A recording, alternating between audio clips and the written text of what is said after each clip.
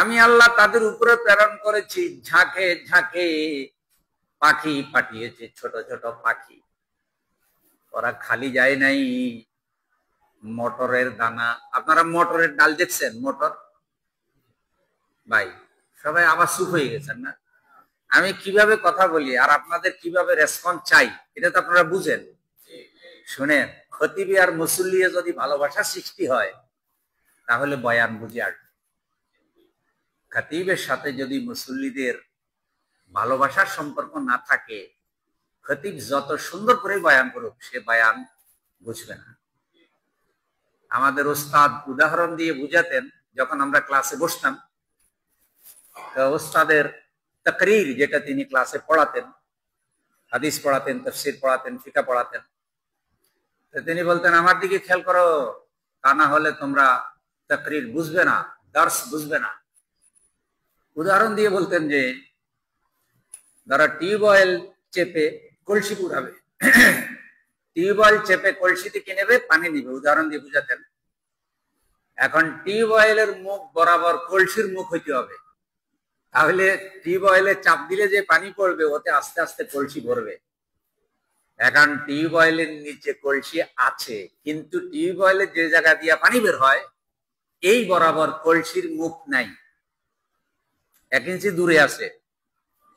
এখন আপনি যতই চাপেন কলসি ভরবে, কারণ ওই পানি কোথায় পড়তেছে না? কলসি পড়তেছে না। ওস্তাদ আমাদেরকে বুঝালেন যে ওস্তাদের দিকে তোমাদের চেহারা, তোমাদের কান, মনোযোগ এই কলসির মতো বরাবর হইতে হবে, তাহলে বয়ান বুঝে আসবে, তাকরীর বুঝে আসবে।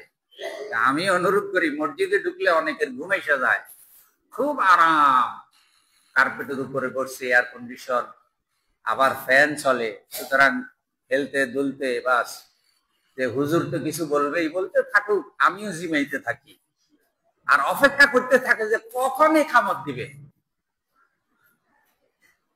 এটা হইলে কিন্তু বয়ানের হক আদায় হবে না। মনোযোগ দিয়ে শুনুন। বয়ান বুঝার জন্য খতিবি আর মুসল্লি ভালোবাসার দরকার আছে না নাই? আর এই ভালোবাসা কার জন্য? পৃথিবীর কোন বিনিময় কিন্তু এই ভালোবাসার মধ্যে নাই, একমাত্র আল্লাহর জন্য, দ্বীনের জন্য, ঈমানের জন্য। আল্লাহ আমাদের মহব্বত আরো মজবুত করে দিন। বলছিলাম যে মটরের দানা, মটরের ডাল, চটপটি বানা, এগুলো চিনেন? এইরকম ছোট ছোট পাথর, ওই যে পাখি আল্লাহ প্রেরণ করলেন ঝাঁকে ঝাঁকে, মুখের মধ্যে একটা নিল, 2 পায়ের মধ্যে 2টা, তাহলে এক একটা পাখি পাথর নিল কয়টা? তাহলে পাখি যদি 10টা যায়, পাথর গেছে কয়টা? 30টা।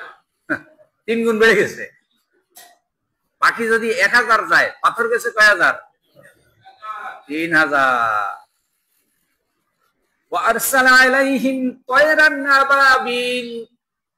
আমি আল্লাহ রাব্বুল আলামিন তাদের উপরে ঝাঁকে ঝাঁকে পাখি প্রেরণ করেছি, বোমারো বিমান। ওই যে ইরানে যে হামলা করছে আমেরিকা, যাই বিমান দিয়া, কি জানি এটা, বোম্বার কি বিটু না, বোম্বার বিটু সম্ভবত, যতটুকু আমার মনে পড়ে নাম। হ্যাঁ, বোম্বার বিটু। এটা কি গবেষণা করে বানিয়েছে? বাজ পাখি। বাজ পাখি দেখছেন? আকাশে উড়ে যে বাজ পাখি গবেষণা করে বানিয়েছে। পৃথিবীর সবচেয়ে ব্যয়বহুল যুদ্ধ বিমান,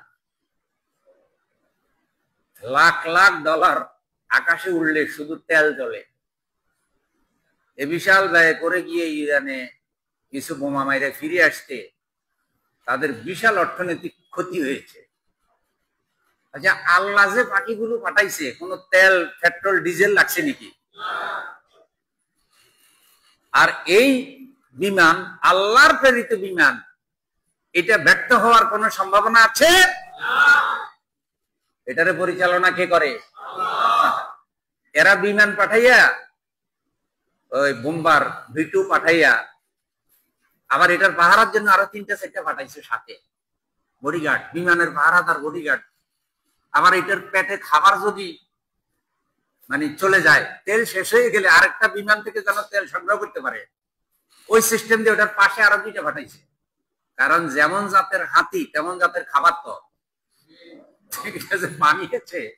এখন এটা আকাশে উড়লে যা খায় খানা তো দিতে হবে, ওই জন্য পাঠিয়েছে। আচ্ছা, আল্লাহ তাআলা যে আব্রাহা বাহিনীর উপরে যে প্রেরণ করলেন, এই ধরনের কিছু আল্লাহর কোনো প্রয়োজন হয় নাই।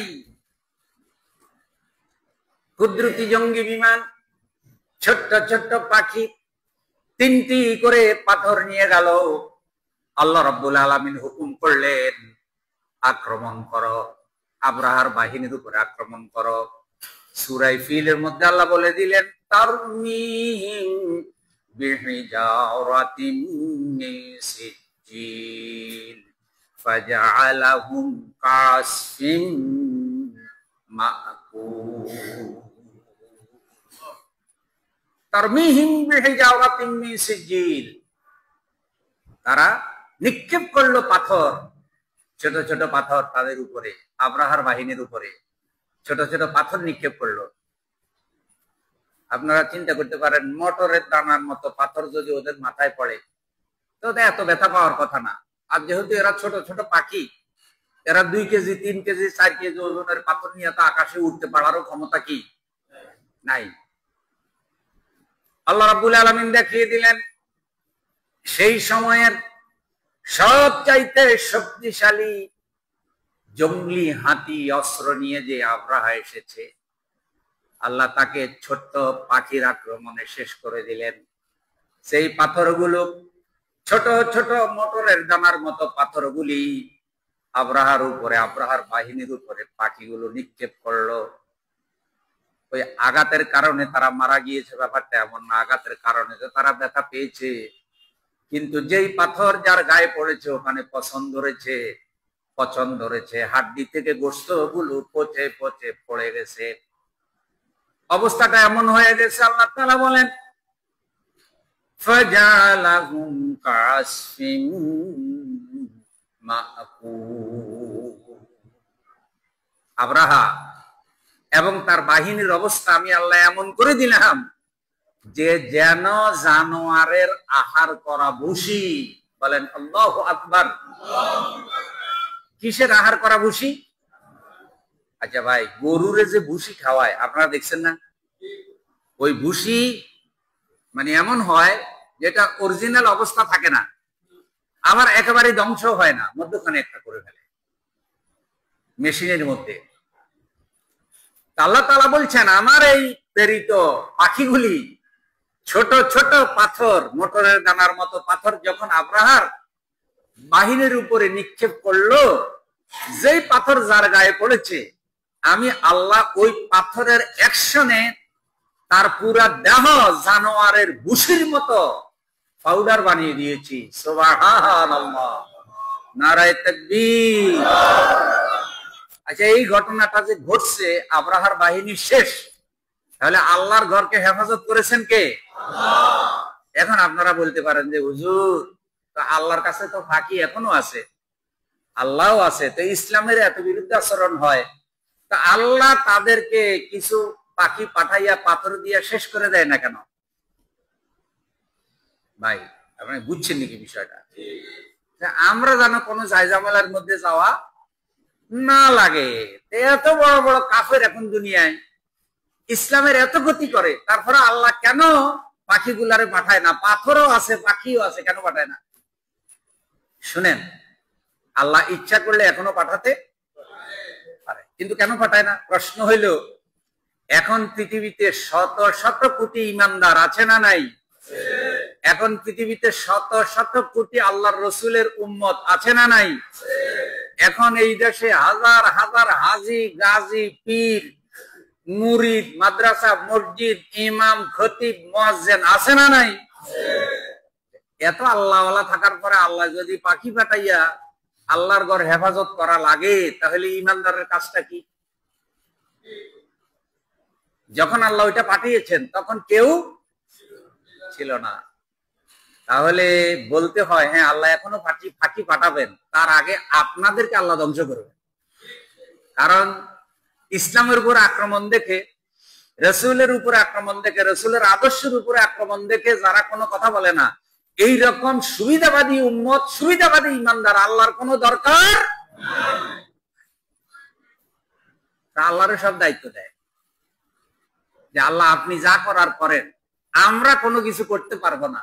অথচ আল্লাহ তাআলা কিন্তু কোরআনে বলে দিয়েছেন যে এখন দ্বীনের যাবতীয় বিষয় প্রতিষ্ঠিত করা, দ্বীন মানা, দ্বীন প্রচার করা, দ্বীনের ঐতিহ্যগুলো হেফাজত করার দায়িত্ব উম্মতের, ইমানদারের। হ্যাঁ, ইমানদার এই কাজ চালাইতে গিয়া এই যুগের কোন আব্রাহা, এই যুগের কোন জালেম যদি ইমানদারের উপর হামলা করে, তখন আল্লাহ সাহায্য করে কি করে না? আল্লাহ যে সাহায্য করে তা কি আপনারা বিশ্বাস করেন? আর দুনিয়াতে কি প্রমাণও পান? হ্যাঁ, প্রমাণও তো পান। তাহলে আমরা আল্লাহর সাথে, রসুলের সাথে, আল্লাহর ঘরের সাথে কোনো দুশ্মনী রাখবো না। আল্লাহ কবুল করুক। ইসলামের কথা যে বলবে, আল্লাহর আইনের কথা যে বলবে, রসুলের আদেশের কথা যে বলবে, আমরা তার সাথে কোনো দুশ্মনী রাখবো না। যখনই আল্লাহর কোনো বান্দা বলবে আমি আল্লাহর কোরআন থেকে বলছি, আল্লাহর বিধানের কথা বলছি, রসুলের আদর্শের কথা বলছি, তখন আমি রসুলের খাঁটি উম্মত হলে আমাকে চুপ হয়ে যেতে হবে। না রে, সে তো আল্লাহর কথা বলছে, সুতরাং আমার বিরোধিতা করার কোনো সুযোগ নাই।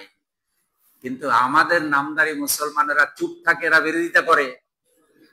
তাহলে বোঝা গেছে আব্রাহার জিনে ওরেও ধরছে। ও যদি রসুলের যুগে থাকতো তাহলে আব্দুল মুত্তালিবের পক্ষে না থাকে আব্রাহার পক্ষেই থাকতো।